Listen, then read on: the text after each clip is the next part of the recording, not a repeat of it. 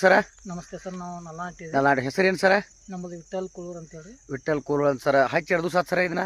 ಇದು ಪ್ಲಾಂಟೇಶನ್ ಮಾಡಿ ಅದನ್ನ ನಾಟಿ ಮಾಡಿದ್ದು ಹಿಡಿದು ಇವತ್ತಿಗೆ 5 ತಿಂಗಳು ಆತ್ರಿ. ಸರ್ ಇಳುವರಿ ಎಷ್ಟು ಹಿಡಿದ್ರಿ ಸರ? ಇಳುವರಿ ಎಕರೆಗೆ ಒಂದು 40 ಕ್ವಿಂಟಲ್ ಹಿಡಿದೇವ್ರಿ. ಸರ್ ನಮಸ್ಕಾರ. ನಾವು ಆಶೀರ್ವಾದ್ ಟ್ರೇಡರ್ಸ್ ಅಂತ ಸರ. ನಮ್ಮ ನಲ್ಲಾಡಿ ಸರ್ ಅವರು ಇಲ್ಲಿ ಪ್ಲಾಂಟೇಶನ್ ಮಾಡಿದ್ದಾರೆ. ಅವ್ರ ಊರು ನಲ್ಲಾನಟ್ಟಿ ರೀ. ಇಲ್ಲಿ ಕಲ್ಲೋಳಿಯಲ್ಲಿ ಹೊಲ ಮಾಡ್ಕೊಂಡು ಅರಿಶಿನ ಹಚ್ಚಿದ್ದಾರೆ. ಇಲ್ಲಿ ಪ್ಲಾಂಟೇಶನ್ 5 ತಿಂಗಳದ್ರಿ.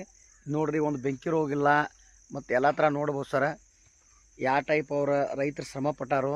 ಮತ್ತು ಇದಕ್ಕೆ ಸರ್ ಡ್ರಿಪ್ನಾಗ ಏನೇನು ಬಿಟ್ಟಾರ ಸರ? ಇದಕ್ಕೆ ಅದೊಂದು ಕಿಟ್ ಕೊಟ್ಟಿದ್ರಿ, ಇವರ ಸರ್ ಕೊಟ್ಟಿದ್ರಿ. ಟರ್ಮರಿಕ್ ಕಿಟ್ ಬಿಟ್ರಿ ಆಮೇಲೆ ಸರ? ಹಾಂ ರೀ, ಟರ್ಮರಿಕ್ ಕಿಟ್ರಿ. ಮತ್ತೇನು ಗೊಬ್ಬರ ಏನು ಹಾಕಿರಿ ಸರ? ಮತ್ತೇನು ಒನ್ ಟೈಮ್ ಗೊಬ್ಬರ ಮಾಡೀವ್ರಿ. ಒನ್ ಟೈಮ್ ಗೊಬ್ಬರ ಮಾಡಿರಿ ಸರ. ಮತ್ತು ಅದನ್ನ ಹೊರತು ಮತ್ತೇನು ಬಿಟ್ಟಿಲ್ರಿ. ಮತ್ತೇನು ಬಿಟ್ಟಿಲ್ರಿ? ಟೈಮ್ ಕೊಡ್ರೋಗಿ ಬಿಟ್ಟೇವ್ರಿ. ಬಿಟ್ರಿ. ಈಗ ಸರ್ ಎಷ್ಟು ಎಕರೆ ಐತೆ ಸರ್ ಇದು? ಇದು 1.5 ಎಕರೆ ಐತ್ರಿ. 1.5 ಎಕರೆ ಐತೆ ಸರ್.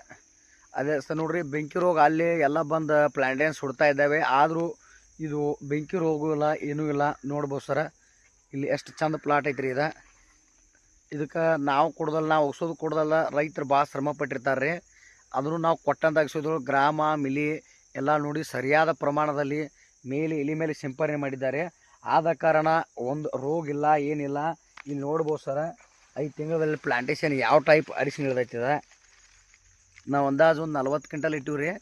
ಅವ್ರಿಗೆ ನಮಸ್ಕಾರ ಸರ್.